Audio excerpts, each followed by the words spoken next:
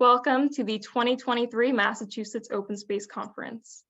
This is the 8th annual gathering of open space committees, volunteers, and anyone interested or involved in local conservation. You all have important roles to play in the protection of open space, and we're excited to amplify the voices and valuable work of municipal committees. We hope across this 4-week conference, you will gain helpful advice and resources, connect with peers across the state with our networking map, and find inspiration and new ideas for projects in your community. This event has been funded by the Massachusetts Working Forest Initiative in partnership with UMass Amherst and the Massachusetts Department of Conservation and Recreation. This year's conference has been collaboratively organized by the North Quabbin Regional Landscape Partnership, Mount Grace Land Conservation Trust, and the trustees of reservations. The Open Space Conference is part of the Open Space Network, and if you haven't yet, we encourage you to visit massopenspace.org today. You can access today's recording and resources under the 2023 conference page, and you can view grant opportunities that were designed specifically for this network. This year, we piloted a land conservation networking mini grant to help facilitate relationship building, which is an important part of conservation.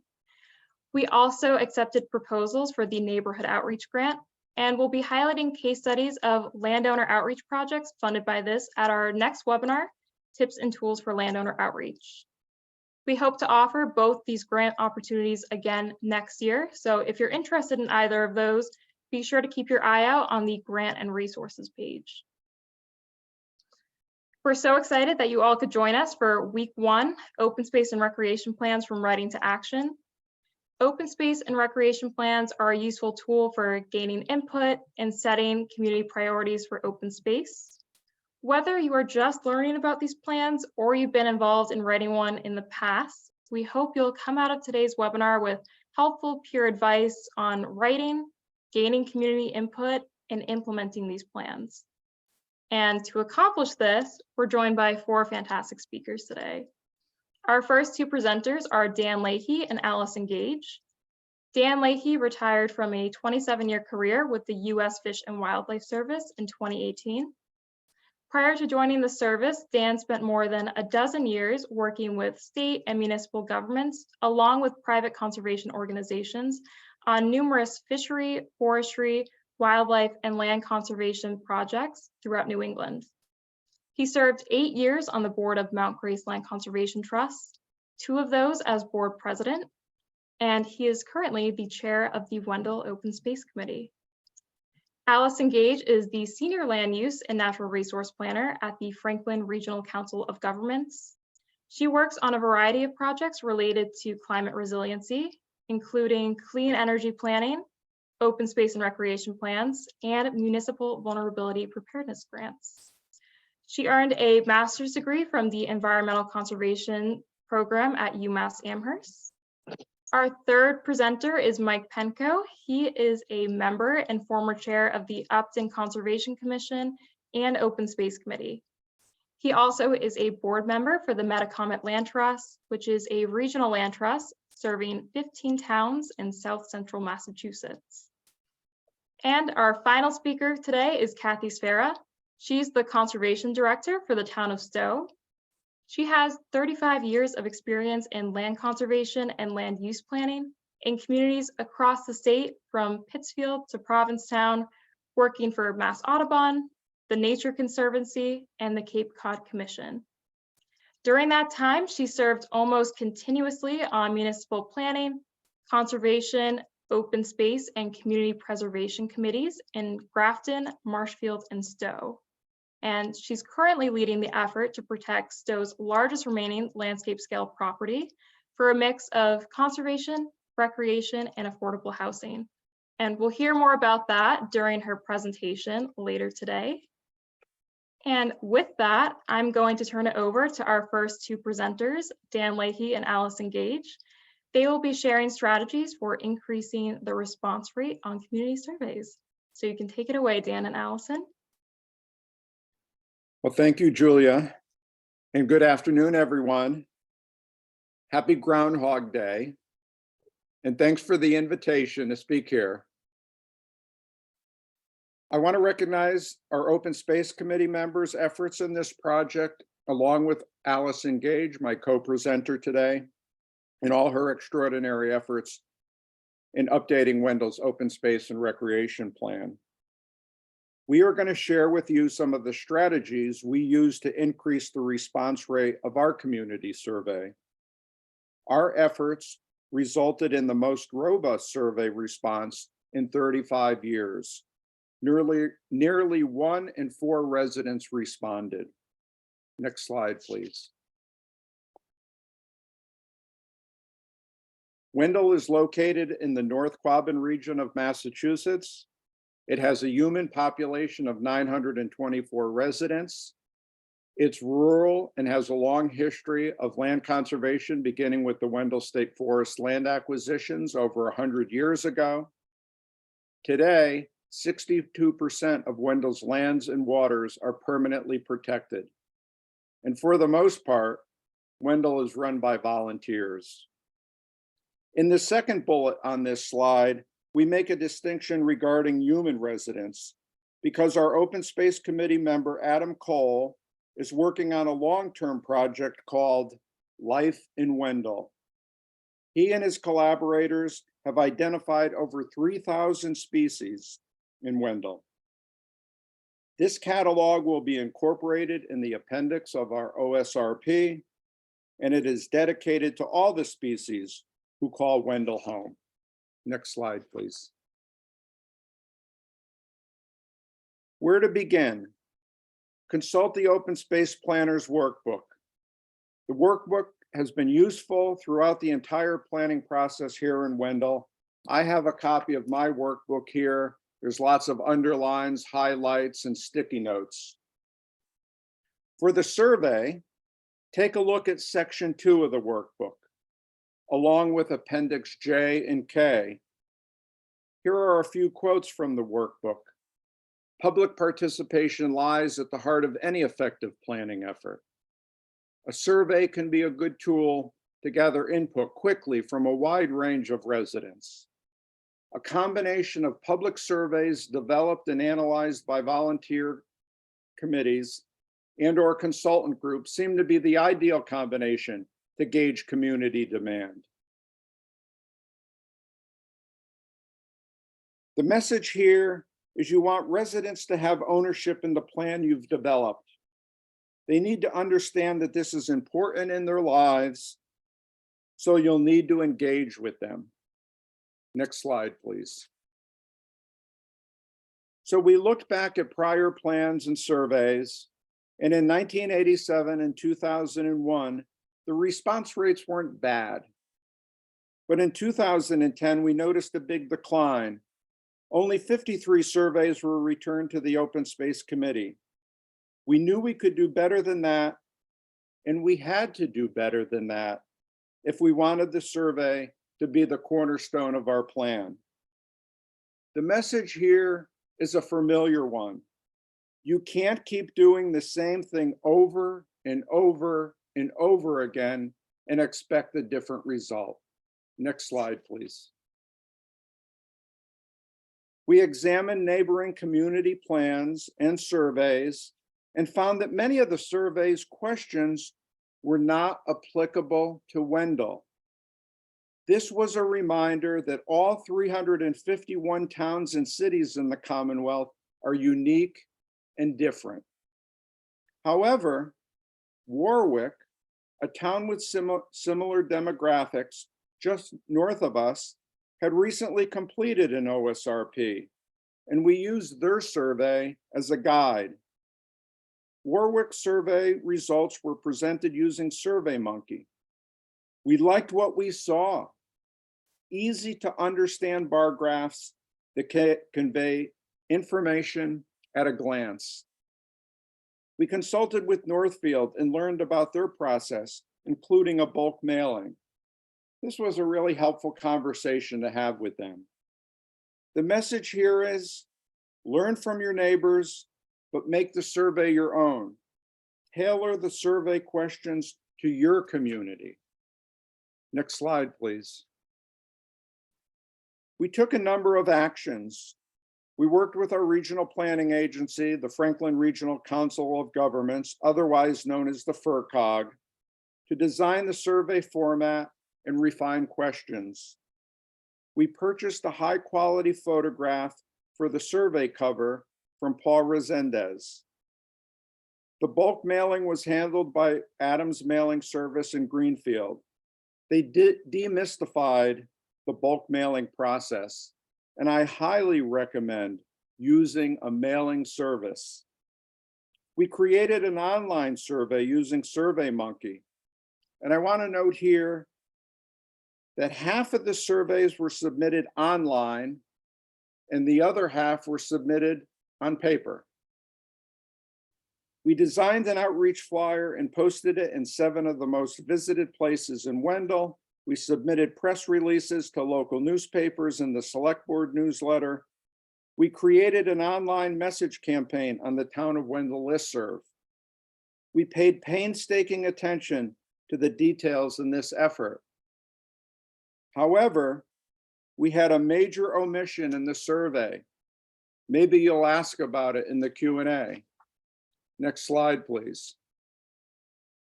So at the top of the slide, you see the address side of the survey. And at the bottom right of the address side, you see the address white space. And there are very specific requirements for bulk mailing. Understanding the minimum amount of white space allowed us to convey important information on the remainder of the survey cover. At the top right, on the upper right, is permit number 183, Greenfield, Mass. That is owned by Adams Mailing Service. That's their indicia. The word indicia was not in my vocabulary until I got involved in this bulk mailing project. On the top left, there's the return address, and we just didn't want to come from the town of Wendell. We wanted to make sure that they knew it was coming from the Open Space Committee. Below that, there's 5 important messages, and we led with, we need to hear from you about the things that make Wendell a special place to live. Further down, we thank them for their participation, and just below that, we remind the folks that the survey is inside, that they have the survey in their hand. They don't need to go anywhere else for the survey. At the bottom of the slide is the Resendez photo with the caption, lands of Wendell State Forest and Whetstone Wood Wildlife Sanctuary rise above the Millers River near Wendell Depot. We wanted a photo that would trigger an emotional response, something like, wow, that's beautiful, or where is this? Or, maybe this is important. The message here is make your survey look good. Next slide, please. And here's our outreach poster. We made sure there is continuity between the survey and the outreach poster. A similar look, similar messages, and again, leading with, what do you love most about Wendell? Wendell residents use that word a lot. They're always talking about how they love living here. Next slide, please. Let's look at the survey introduction. We wanted to emphasize a few things so that they would complete it and return it. We told them why they should take the time to complete the survey. We defined open space for them. What is open space? We all know what open space means, but that's not a term that's part of everyone's understanding. In the black outlined rectangle, there's very specific instructions that we needed to convey. Next slide, please. Here's a couple of questions from our survey. Let's look at C10.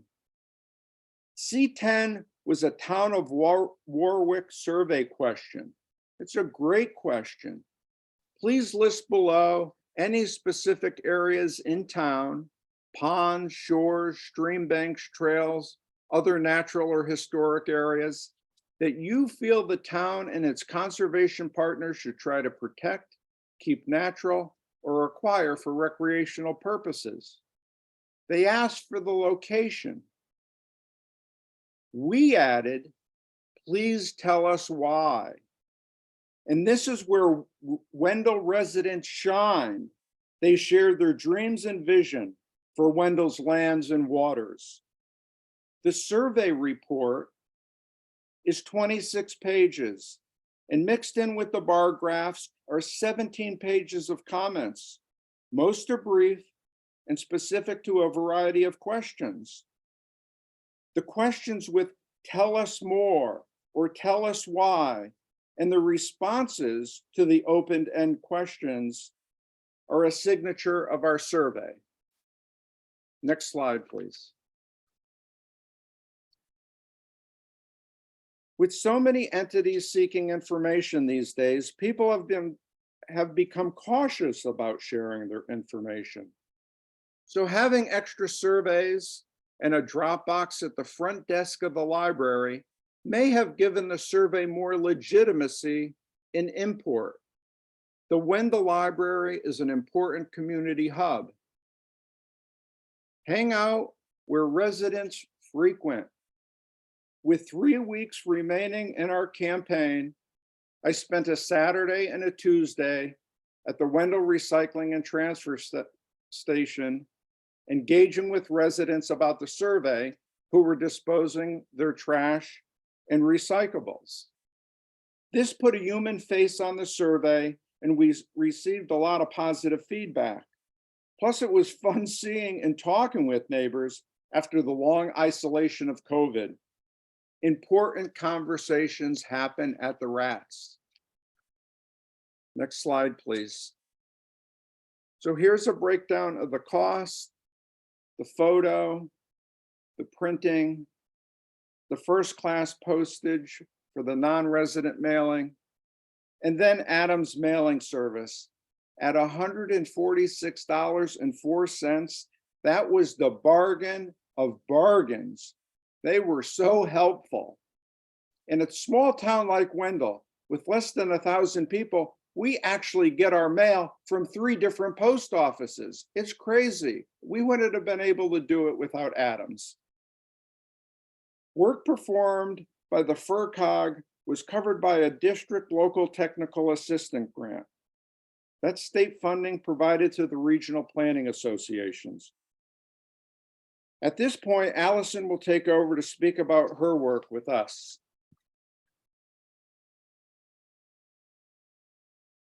Thanks, Dan. So FERCOG staff provided technical assistance during the survey process from the beginning to end. We facilitated updating the survey questions that were used in the 2010 plan and helped to create new ones. We then handled all of the formal press releases for getting the word out about the survey. In addition to the committee's posts on social media and flyers around town, we made sure notices went out to all the local papers.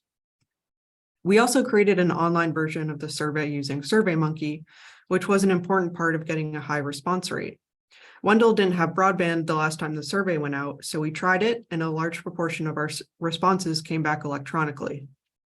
However, we still received a fair amount of paper surveys, so it's worth it to have both options available to residents.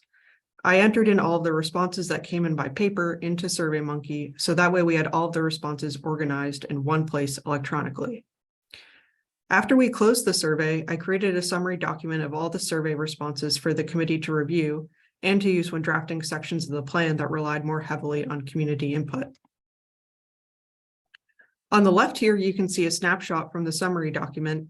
I was able to use the data from SurveyMonkey and format the responses in a way that was easy for the committee to digest the results. Also, as Dan mentioned, there were several open-ended questions, and Wendell residents gave us a lot of detailed feedback, so those responses are captured here as well. Past survey results were not presented in an easy-to-read format, so we put effort into making sure that this was not the case this round. I found these figures and summaries especially helpful for drafting Section 7, Analysis of Needs, because we got a lot of great ideas about what would be most beneficial for the town moving forward and what residents value about their community. The committee also used a summary document when updating the 7-year action plan and coming up with priorities. In the future, the committee hopes to share with other town boards and committees so they also have an overview of what residents value the most and are concerned about. If you're interested in taking a look at the summary, it'll be sent out as a resource with our slides. And I'll turn it back over to Dan. Thanks, Allison. To summarize, we went from 53 responses in 2010 to 215 responses in 2021. The survey results have been very helpful in the development of our plan, and the survey will continue to be of value in our upcoming community forum and future meetings with other decision makers like the Select Board, the Planning Board, Conservation Commission, Finance Committee, Library Trustees, and others. Thanks so much for your attention this afternoon.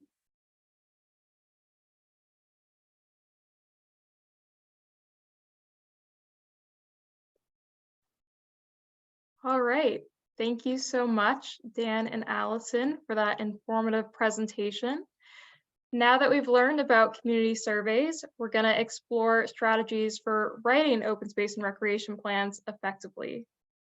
Our next presenter is Mike Penko. He is a member of the Upton Open Space Committee, and he'll be sharing how Upton wrote their 2020 Open Space and Recreation Plan.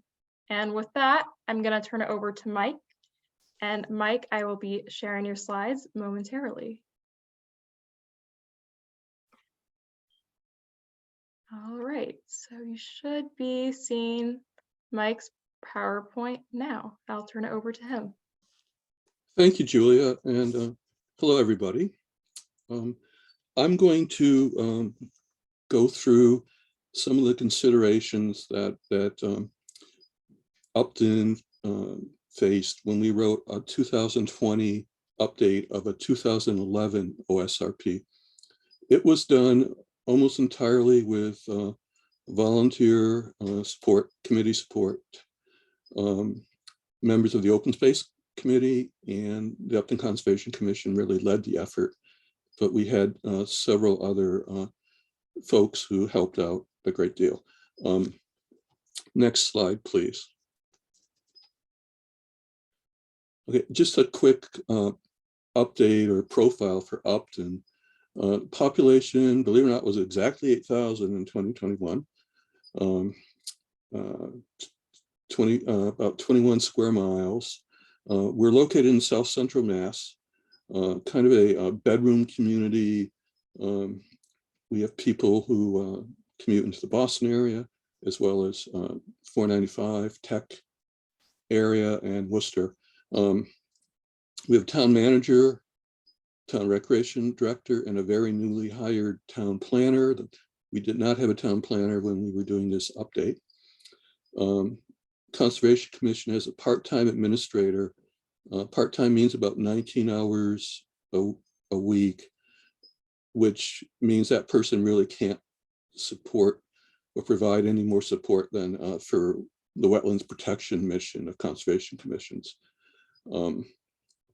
We have a Conservation Commission with two subcommittees, Land Stewardship Committee, which is responsible for managing the properties, approximately 800 acres and about 20 miles of trails. And then there's the Open Space Committee, which is responsible for acquiring new open space areas and also the OSRP. The Open Space Committee and Land Stewardship Committee also leads walks, events, although there haven't been very many of those due to the recent COVID situation. But over the years, we've had many community events, trail walks, things like that. Other things about Upton is we're both a CPA committee, Community Preservation Act, and then also an MVP community. And I'm really sorry about the dog barking. He has a chew, which apparently is not working. And I'll try to go on. Approximately 30% of the town is protected open space, and we benefit greatly by being a town with Upton State Forest in it. Upton State Forest is within several towns. but Upton is the main focus area. There's about 2,200 acres in Upton. And we're also fortunate to have 2 regional land trusts that work in Upton, Metacomp Land Trust and the Sudbury Valley Trustees. Next slide, please. Okay, just quickly, this is what basically the outline of the OSRP. On the left, it's basically the outline that all plans follow based on the state guidance. On the right are what we included as appendices. And I think appendices vary widely between plans. Now, the red lettering, those are the areas where we had some level of external support to prepare the OSRP. Everything in blue was basically what we did, what the committee did with little or no external support. Community setting back in 2011 when our last OSRP was updated, we had Central Mass Regional Planning write that section for us, and we just tweaked that a little bit in the update. For figures, we had our own GIS capabilities, but we also used GIS resources from previous OSRPs, which were provided by a consultant and also Central Mass Regional Planning. The ADA analysis was partly done by a consultant for the Recreation Commission. And then also the Recreation Commissioner had a master plan done for their major parks in town. Next slide, please. Okay, if a town is considering how to go about updating an OSRP or writing your first one, you know, I think the first major decision you have is authorship. You know, you could do it completely by yourself. You could do it as Upton did it, mostly by yourself, but with some external support. If you have a town with a town planner or maybe a full-time conservation administrator, you know, they could take the lead with committee support. Some towns hire a consultant to do it. Upton actually, when we did an OSRP in '95, it was done by a consultant. It was a fine report, but what I learned then was that the OSRP done by a consultant is only as good as the information the consultant receives from the town. So the town support is really critical, committee support. And then many towns, at least in my Central Mass part of the world, rely on Central Mass Regional Planning Agency, again, with town support. Anyway, Upton chose alternative 2. And factors to consider when making this decision includes staff capabilities. Do you have someone who can do GIS work? And then time availability. Our update, probably, well, sure, it was more than 208 hours, which is 7 weeks. There were 5 persons involved, members of the Open Space Committee and the Conservation Commission. And we had about another 5 people who provided support. And we had some very important support from the town clerk, which I'll talk about later. Another thing to consider is your quality of previous plan. Our 2011 plan was pretty good. If the update between 95 and 2011 was a much more strenuous activity. Another thing to consider is, do you have a recent town master plan? Because there's often a lot of information in town master plans which can be transferred to an OSRP. Upton's master plan is pretty dated. I think it's 2006. And then financial resources. Consider, do you have resources to pay for a consultant? Community Preservation Act funds can be used to, for example, can be used to hire a consultant. Town meeting can fund it. most conservation commissions have or should have a conservation fund. The conservation fund is authorized by the Conservation Commission Act. So if you have a conservation commission, you could establish a conservation fund. We used Conservation Commission's annual budget to fund this primarily. And really the only cost was about $1,600 to print the survey that was sent out. And I'll talk about that a little later. Next slide, please. Okay, sources of information. A lot of this should be very familiar to you. You know, there's all sorts of town documents leaning the previous OSRPs. You may have other open space studies in town. Upton has a study done by Dotson Associates that was very helpful.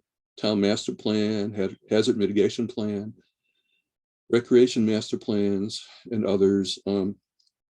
One thing I'd like to highlight is annual town reports. Annual town reports should include a report each year from the Conservation Commission, or maybe the Conservation Commission and the Open Space Committee, or something like that.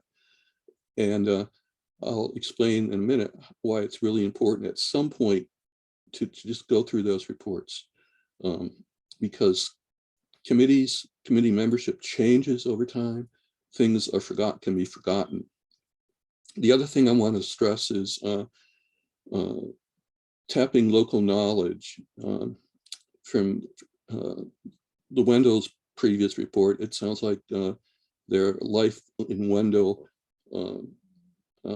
project is doing that.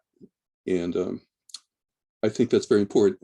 On the right here is a slide from a baseline documentation report prepared for a project or a property in Upton. And in that baseline report, vernal pool data from around 2006 was summarized. Nice source of local information. Most of those vernal pools aren't either mapped as potential vernal pools by the state or certified vernal pools. The other thing to think about is rare species. As many of you may know, some formerly rare species or listed species have been delisted. This is a photograph of a four-toed salamander. Another example is spotted turtle. I think it's important to not forget those species. They're rare. The state, for better or worse, has chosen not to protect them as a listed species, but they're still rare and they should be recognized in your OSRP. Next slide, please. Okay, here's the little story. We have a recently discovered conservation area in town, and it was discovered by going through old annual reports. In 1969, this area, it's shown on the right, was placed under the control of the Conservation Commission. By 1985, when the first Upton OSRP was written, it had been forgotten. It wasn't even listed as a town property in the OSRP. Subsequently, there were proposals to use this property as a site for a town library, for affordable housing, perhaps to even sell it. You know, but in a couple of years ago, we discovered it was actually under the control of the Conservation Commission, and then we pretty quickly consulted with the Historical Commission, and they came up with a name that we liked. There was a hotel called Hotel Pleasant nearby, so that's where the name comes from. But the lessons learned is just look through your annual reports. The other thing that can happen is kind of the reverse of this. It's probably much more common, is that you can have an area that you think is a conservation area or that you think is protected open space, but really isn't. It may not have actually any permanent protection. So it's good to, for your open space areas, to research your deeds, research annual town reports, things like that, to see if you can determine what the level of protection of the property is. Next slide, please. Okay, sources of information. Most of these, I think, most of the people on the call probably are aware of. One interesting source of information is the natural heritage, natural plant community reports that people might not be aware of. Upper right figure shows the location of several rare plant communities in Upton. For each one of those, Mass Natural Heritage has a detailed survey report for those communities. So when we wrote the OSRP, I obtained copies of these, and that just allowed us to kind of provide more information in the OSRP about these communities. Next, please. Sorry again about the dogs. Does anyone want a dog? Just wondering. They will be available after this presentation. I have a dog who is extremely curious and has already stuck his nose in once to see what's going on. Yeah, I hope we're not scaring any cats, who may be listening in on the call, but I'm sorry. Okay, now I want to talk about a few challenges that we had. First is an accurate open space map. First thing you need to do is have someone who really knows their way around GIS. Esri's commercial service is ArcMap or ArcPro. If you're lucky, you can have a volunteer. If not, you need to rely on perhaps a central regional planning agency or a consultant.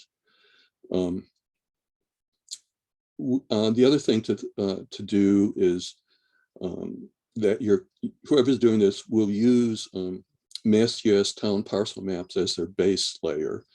The very first time Upton did a OSRP, we had to digitize our parcel maps, but now I think most towns have that MassGIS has done that for you, which really makes things a lot easier.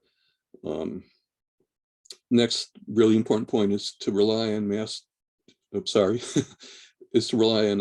Massachusetts GIS open space data for reference only.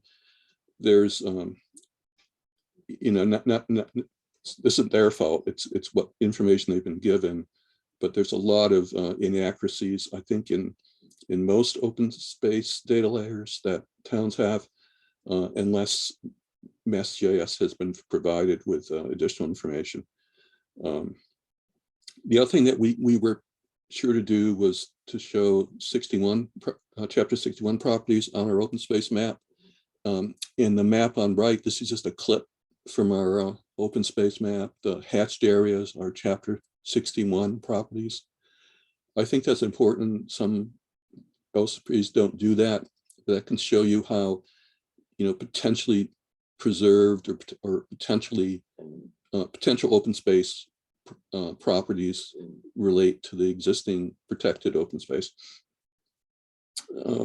The other thing that you face is determining the level of protection.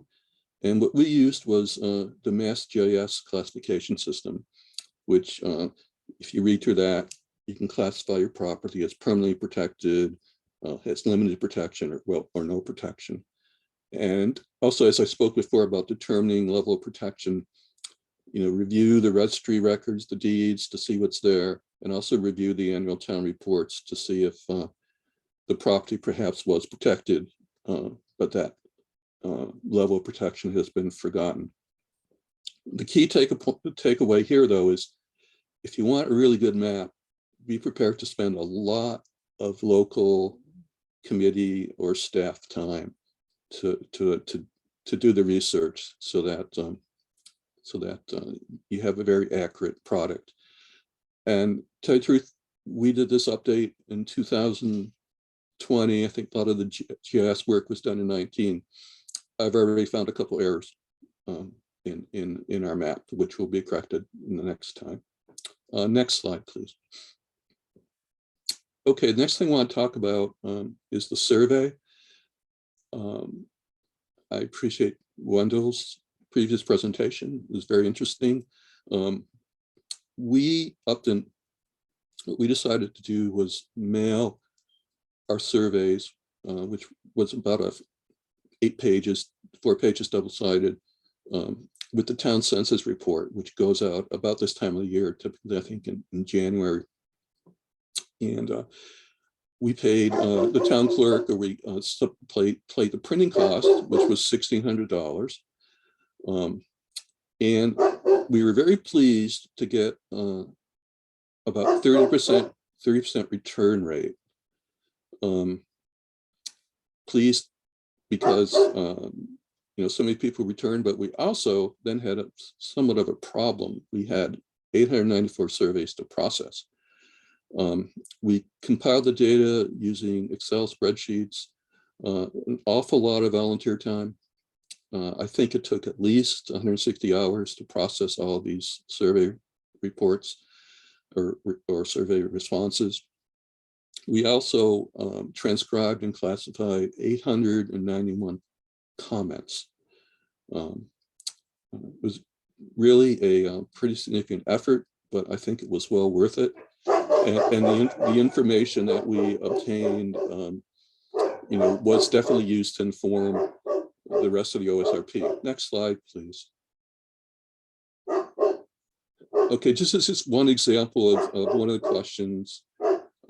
This one was, which of the following areas have you visited during the last year? Ponds and streams. And then we decided to present all of our data, or most of the data, using a bar graph like this. Next, please. Okay, and this was, I think, maybe one of our most important questions. What facilities, resources, or activities would like to see added, improved, or expanded upon? And number one was a loop trail, which we're currently working on. We just put in a Mass Trails grant application to help with a town-wide loop trail. Okay, next, again, we chose to present this using bar graph. Next, please. And then finally, we asked this question, if people were willing to acquire more open space in town. And the answer was yes. About 60% said yes. But I say it's a scary question because, if the reply had been different, if it had been 30% yes, 70% no, that would have been a little scary to go to town meeting and try to acquire additional lands. But we did ask the question, and we got a pleasing result. Next, please. Okay, this is the last thing I want to focus on a little bit in terms of a challenge. It's the ADA analysis. I really think here, no matter who you are, town with paid staff or an all volunteer effort, you need professional support for the ADA analysis for active recreation areas. It's a complicated effort from what I can tell. Then the other thing you need to do is consult early with the DCS regarding what they want to see for an ADA analysis for town conservation lands. Next, please. So we submitted the draft OSRP to the DCS for review, and they had very few comments, except they had a comment on the ADA analysis for conservation lands. It was our initial draft was pretty minimal, and went back and forth a few times with the DCS to try to figure out what exactly they would like to see. And we developed this one-page form for conservation areas, which they accepted. So we filled out this form for each of around, I think 15 different areas in town. It included a few pictures to illustrate of the trailheads and the parking areas. Next, please. Okay, just to find some final takeaways. Again, mapping, you really need skilled support for that. And to have an accurate map that you can be proud of, it's going to require a lot of local legwork. Researching deeds, talking to your assessors. Assessors can be a great resource. We had great success with our paper survey, had about a 30% response rate, but it was very time consuming, which you have to consider. But on the other hand, I think the results were much more representative and probably inclusive than if we had just done an online Survey Monkey, which was really the alternative that was considered. So I would recommend doing a similar survey to this, but just make sure you have the resources in hand to complete it, to process the data. And then consult early with the DCS regarding ADA compliance, exactly what they're going to want to see for that. And then in terms of deciding how to prepare an OSRP and how much volunteer effort should be involved, I suspect that for large towns with paid staff, you know, an OSRP should probably be, you know, driven or as often driven with committee oversight and input rather than written by the committee itself. For mid-sized towns like Upton, I think our model can work. Just be prepared to, you know, spend, you know, maybe 7-8 weeks at least of time to do just a basic update. And for very small towns, you know, I commend Wendell for their effort. It sounds like they have a great team, but if you don't have GIS support and a lot of volunteers, a lot of very you know, committed volunteers, you might want to consider going the consultant or regional planning agency route. But whatever route you use, whatever way you decide to do it, you really need a committee, a group of people who know the town well and are willing to transmit their information to the whatever entity is preparing the OSRP. Next slide, please.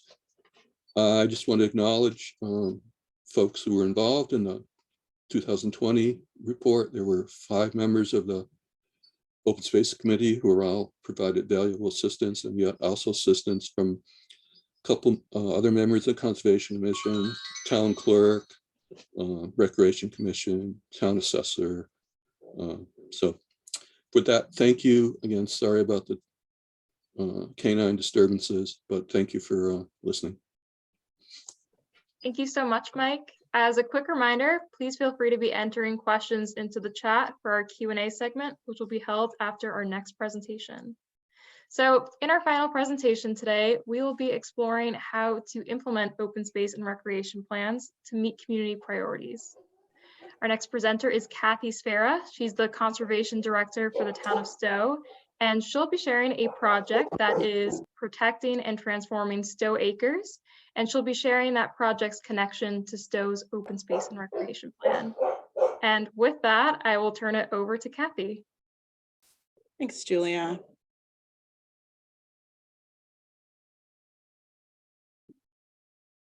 Did that work? All right. Good afternoon, everyone, and thank you for this opportunity to talk with you about the Stow Acres project, which was just completed 2 weeks ago. And I think I have to say that it has been the biggest, most meaningful project that I've had an opportunity to work on in terms of its complexity and its impact on the community that is my home. I'm going to dive right in and give you an overview of the project and then talk about some of the lessons that we've learned along the way. And my hope is that this project might inspire you to take on an open space protection challenge in your own community that feels bigger than you know how to tackle. So Stow is located in central Massachusetts, just east of Worcester. Unlike Stow, Vermont, which has skiers and an E, Stow is largely defined by apple orchards and golf.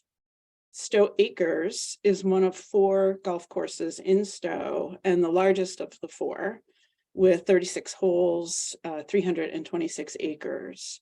In our last update of the Open Space and Recreation Plan in 2016, really identified planning for the future of all of our golf course lands as one of the town's highest priorities because of the amount of land that they collectively occupied, because of their developability and because of the declining profitability of golf at the time.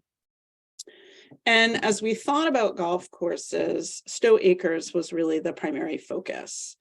It had just changed hands. It was our most visible and scenic, it is our most visible and scenic golf course, and also the largest, spanning just about a mile between two major river systems. The property is divided by a 2-lane road into what is called the North Course and the South Course. And Stow Acres was historically Mapledale Country Club, or a portion of Stow Acres was, which was the site of the first Black-owned men's championship golf country club in the nation back in the 1920s. That was a history that the town was largely unaware of and became aware of through this project. And the whole community is really beginning to reconnect with that history to celebrate the 100th anniversary of Mapledale, which is coming up in a couple of years.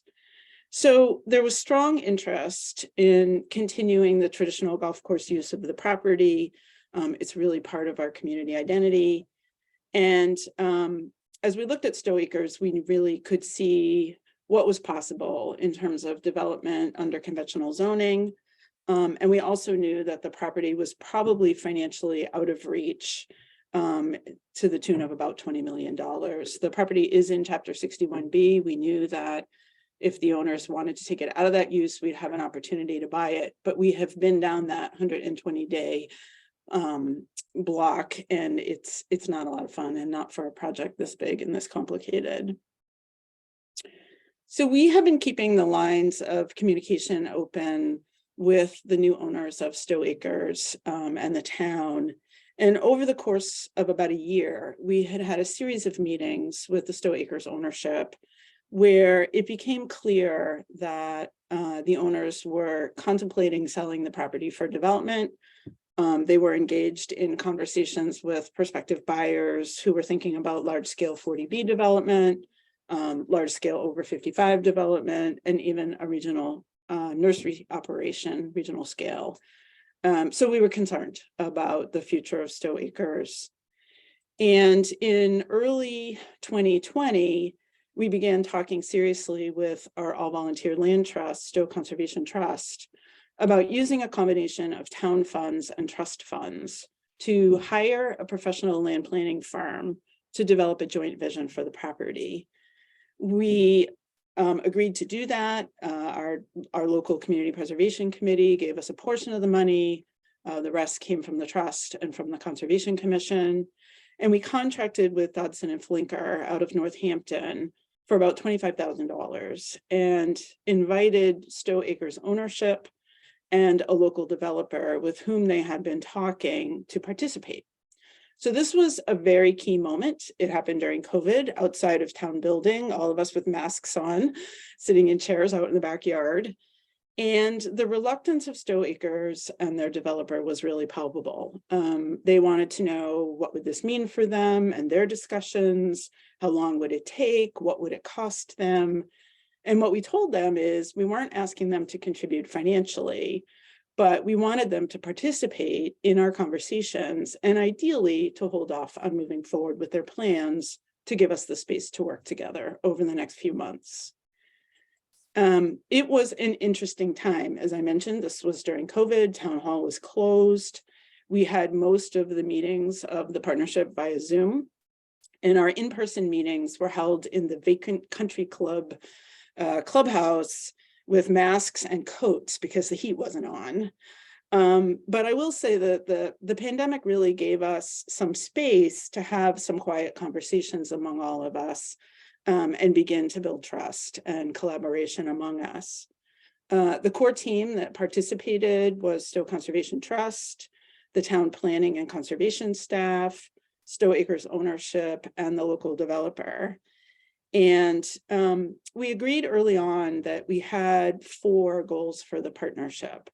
Those were to essentially avoid piecemeal development of the property and try to come up with a unified vision for the land, to find terms for a deal that would be financially viable for both the town and would provide a reasonable rate of return for Stow Acres, and to advance the town's open space, recreation, and housing goals.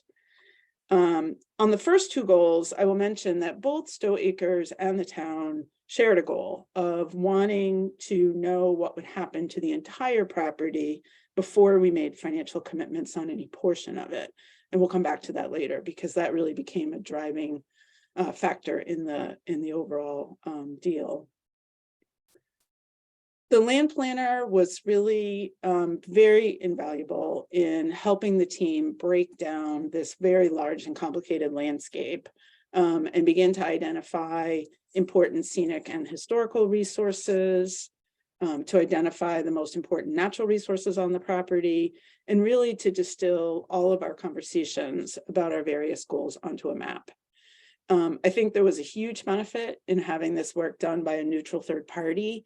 Even if we could have done it ourselves, and we could have, they would have been our ideas. And instead, I think the planner was able to bring some neutrality and creativity to the table.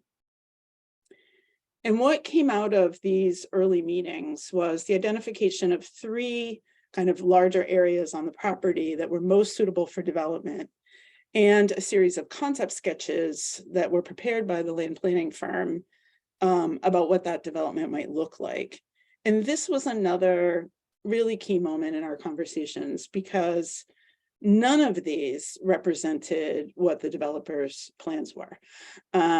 They were not where he was planning on developing, they were not what he was planning on developing, but he was willing to make the shift, in essence, to say, if that's where you want me to develop, I can do that if we can reach agreement on how to move forward.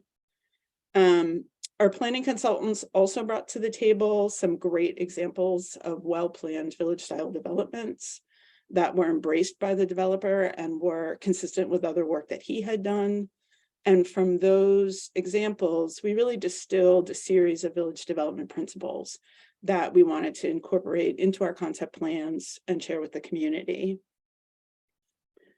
And so after working together for about 6 months, we held a public forum via Zoom to present the initial concept plans, which essentially proposed conservation and recreation use of a majority of the property and development of a portion of the north course that's shown here in tan. We had about 200 people on the Zoom calls. There was a lot of interest in what we were doing. There was a lot of curiosity about what we were doing. And while the planning consultant led the presentation, we deliberately gave each of the partners a role in the presentation so that they could become kind of real people to the community via Zoom and not be the developer, the Stow Acres owner, but people really got a chance to engage with them. And overwhelmingly, what we heard in that meeting was public support for kind of this level of concept that we presented.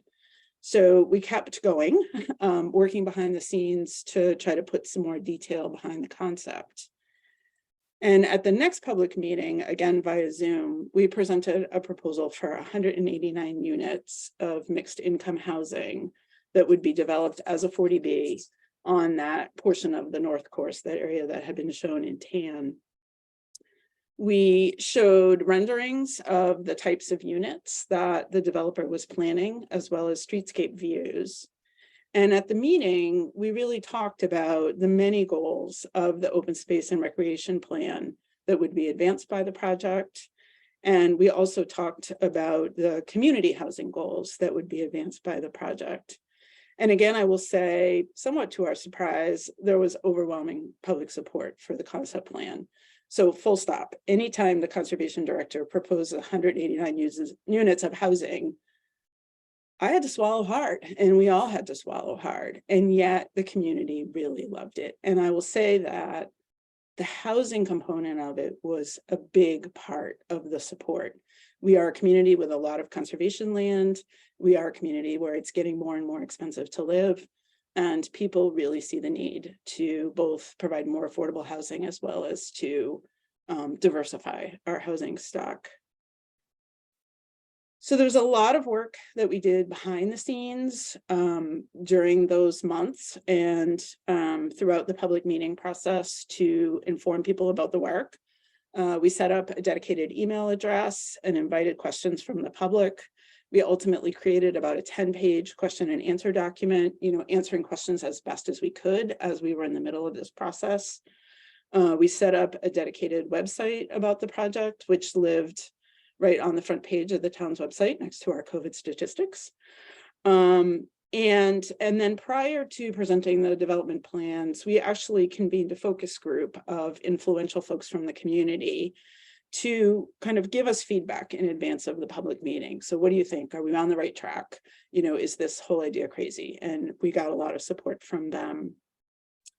We were also working behind the scenes to begin negotiating the terms of the land protection deal with Stow Acres.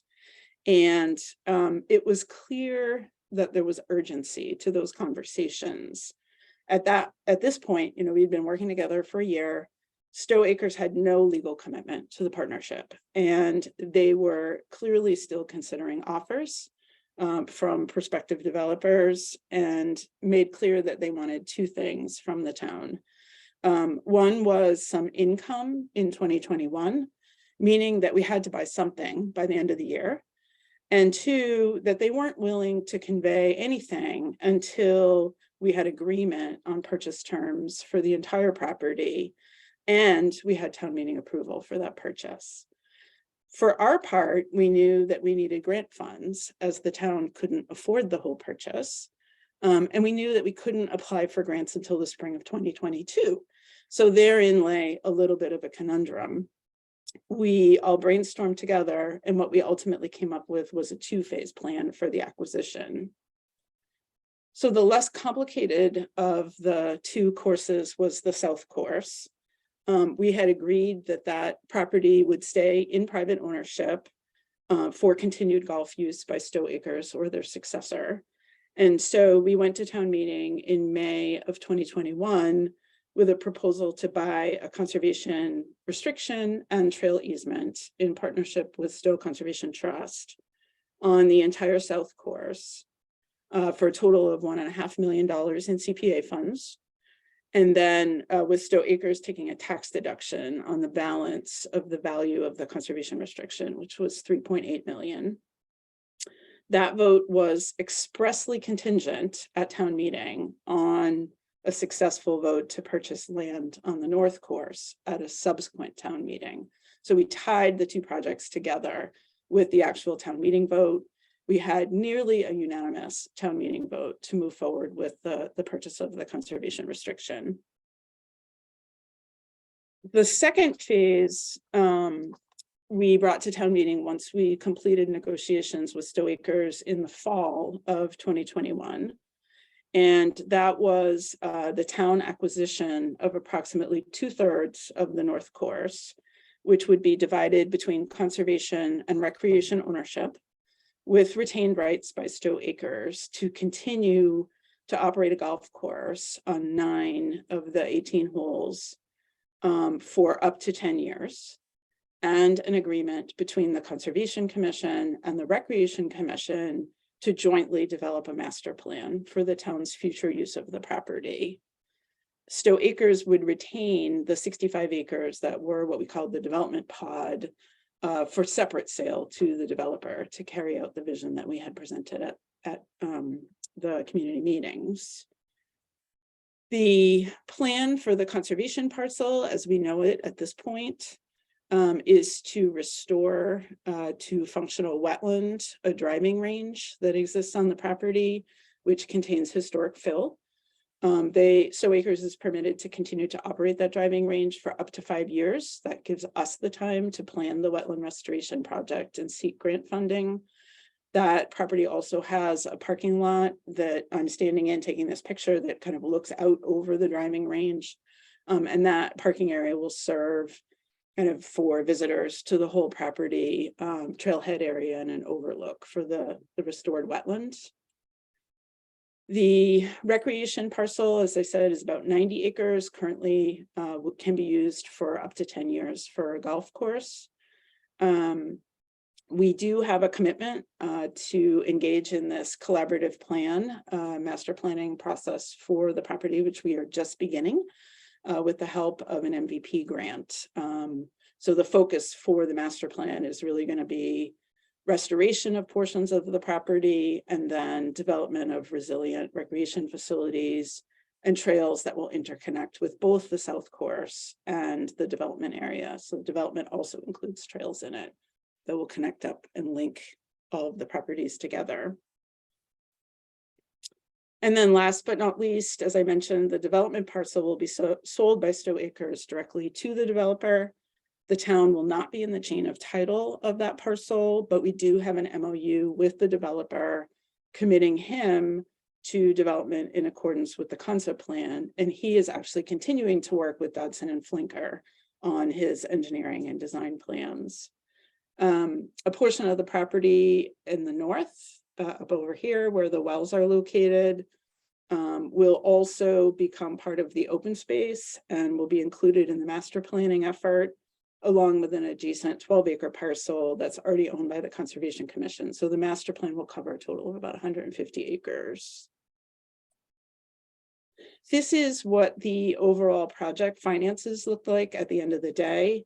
The town paid a total of $4 million in community preservation funds, supplemented by just over $1 million from an MVP grant from the Executive Office of Environmental Affairs and some fundraising by Stow Conservation Trust to purchase about $10 million worth of real estate.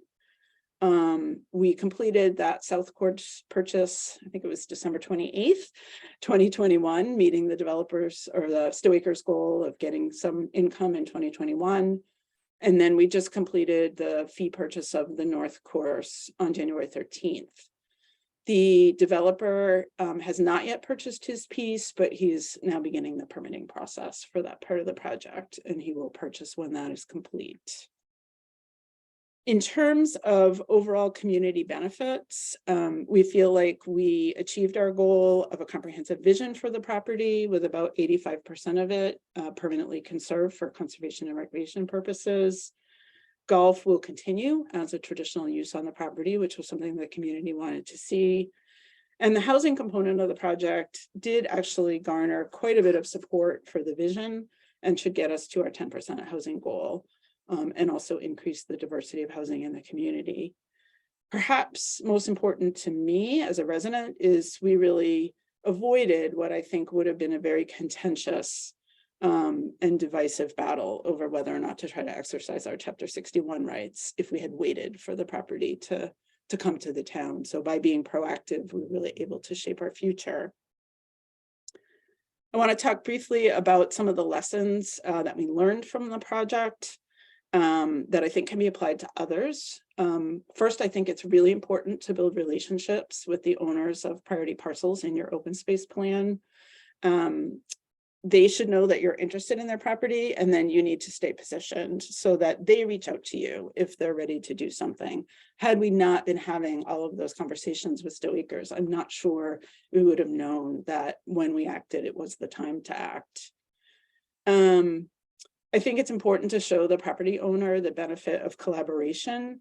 You know, Stow Acres could have just thrown down their development plans on the planning board table, but I think the process would have been a lot more acrimonious and the results a lot more uncertain and a much longer time before they saw any income. It's important to meet face-to-face and often. At key points in this project, we were all meeting weekly. And through those meetings, we really formed relationships with each other that helped us through the rough patches. And there were definitely some rough patches where we thought all of this was going to fall apart. As a corollary to this, I'd add that while the whole group met frequently together, there were a huge number of meetings of subgroups for the purpose of negotiations. So Stow Acres was having one negotiation with the developer. They were having a second negotiation with the town and the trust. And then our larger meetings just kind of kept everyone moving together and on the same page. I already mentioned, I think it was huge that we had an outside planning firm, and that's definitely an approach that I would recommend. I think it's important to stay focused on your goals. In our case, we knew that this was a project that really fundamentally affected the whole community. And so we knew we needed their support at town meeting.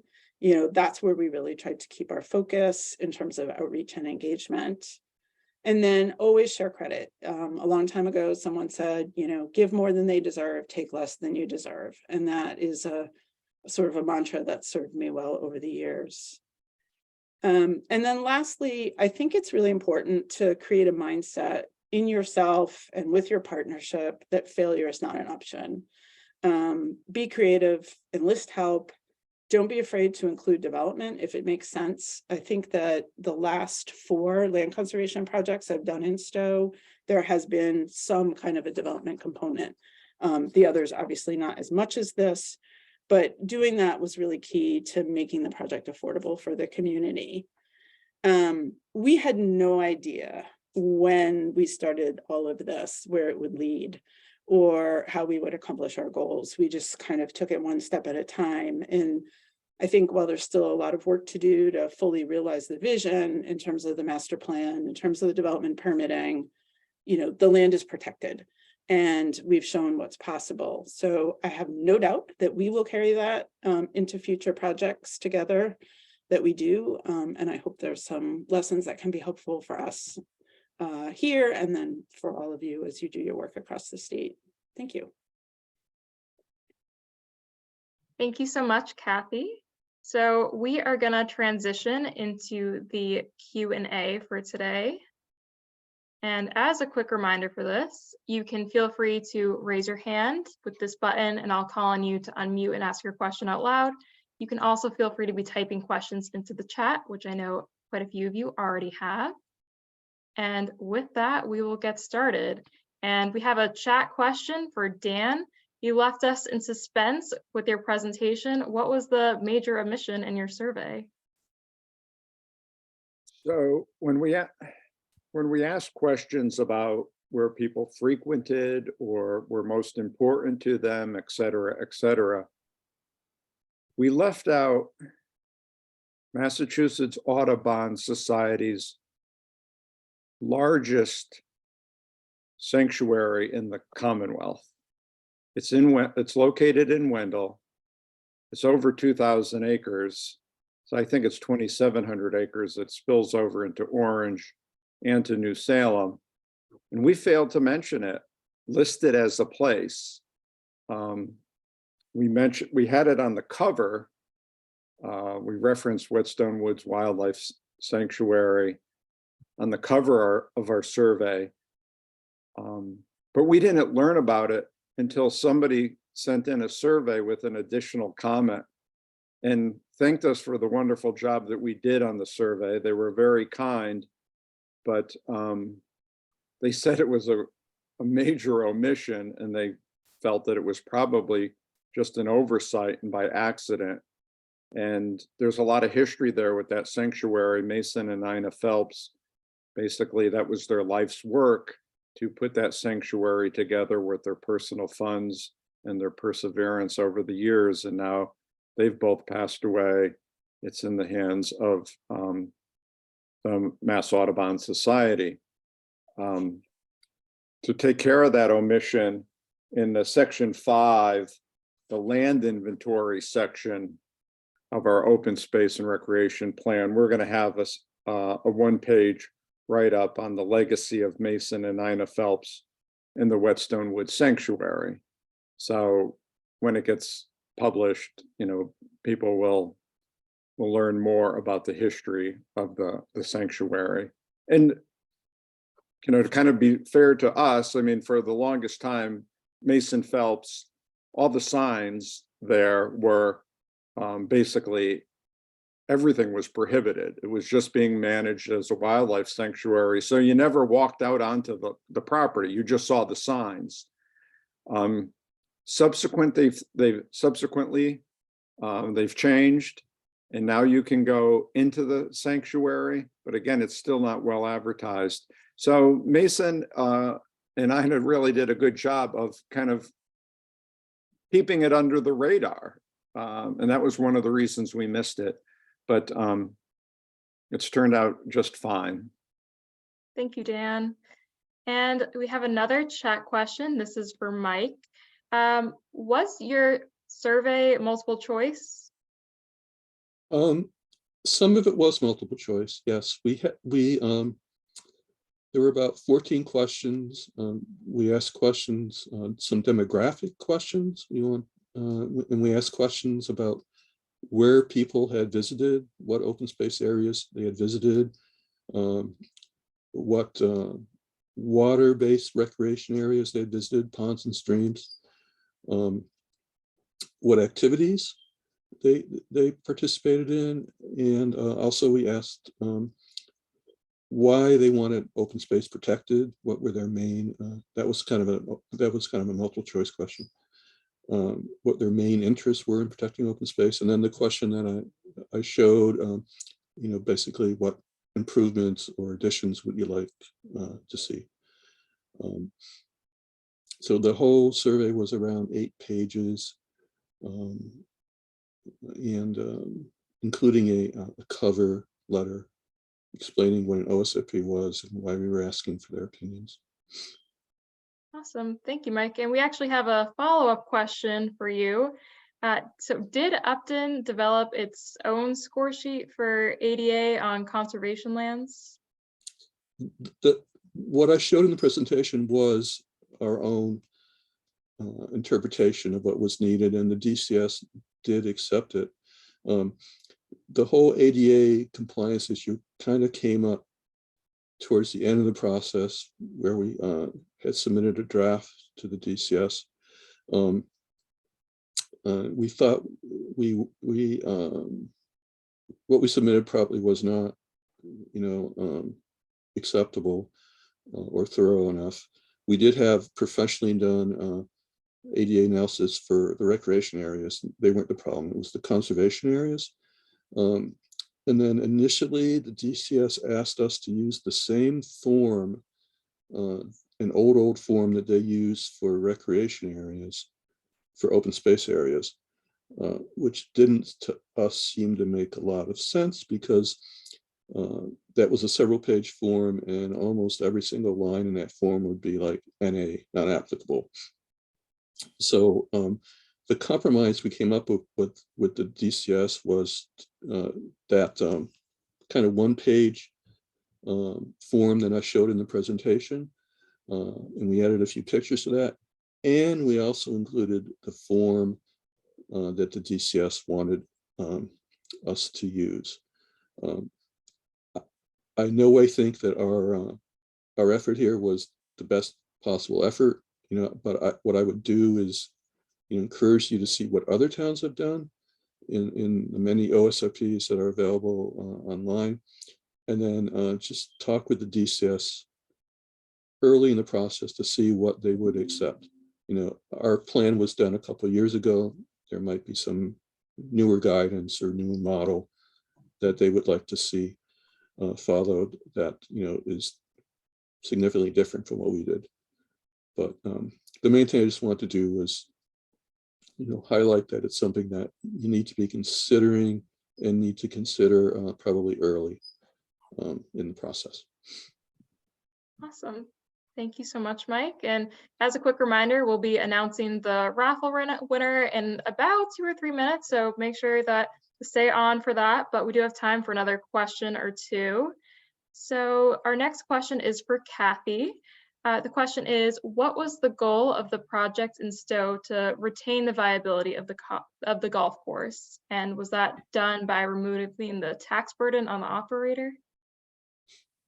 So it was definitely a goal to retain golf on the site and golf in private ownership. The town was not interested in being in the golf course operations business, for as long as it's commercially viable. The conservation restriction as recorded, does allow for other activities like farming and a cross-country ski operation and things that would be consistent with that landscape, so that if the property ever ceases to be in golf, there are some other economically viable uses.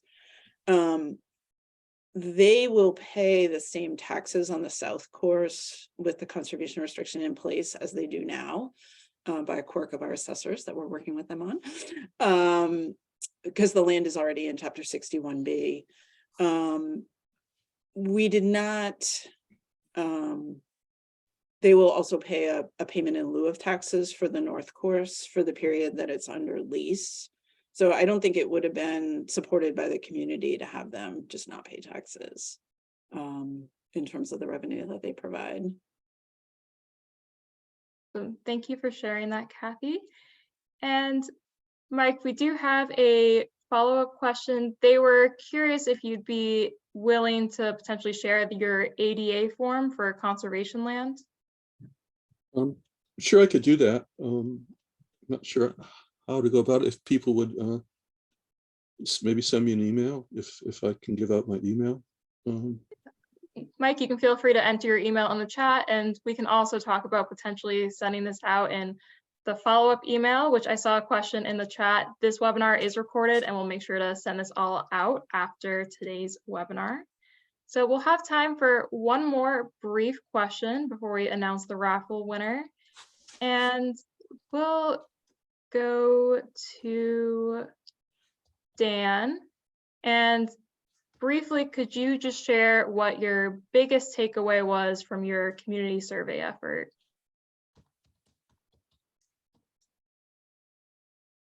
I think the biggest takeaway was that